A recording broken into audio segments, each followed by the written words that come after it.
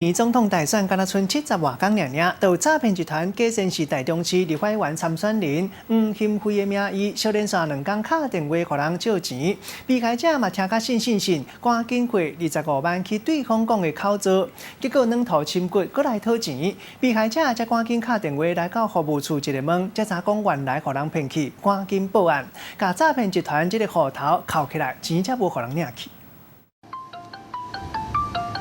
周小姐把手机摕出来看卡电话记录，佮把汇款的单摕出来，讲伊接到一个讲家己是立志台中市议员黄兴辉的电话，讲选举爱25万来周转，是未到汇款了后才发觉到互人骗去啊。声音很像，对方跟说他是工程款要的，后来我才知道说。 为了我们那个黄议员，他是从来不包工程的。周小姐讲，电话迄边讲家己是立志黄兴辉的查某人，声音收声，讲这是伊新办的手机号码，后摆会当敲一支来联络。隔2天对方搁一届敲来，讲因为要选立委爱25万来周转，第3天钱汇过去，结果对方又搁敲来要讨钱。周小姐发觉代志无对当，就敲电话去服务处确认，才发现伊拄到诈骗集团。应该是还有很多人，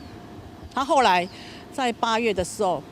这个人还打电话再过来。我只有被借钱，我没有跟人家借钱，因为我再穷，我爸在的时候，我也不会跟他借钱。所以基本上我要跟我的朋友讲，借钱这件事，我绝对不会做。那也拜托你们，如果真的你认为是我，一定要打电话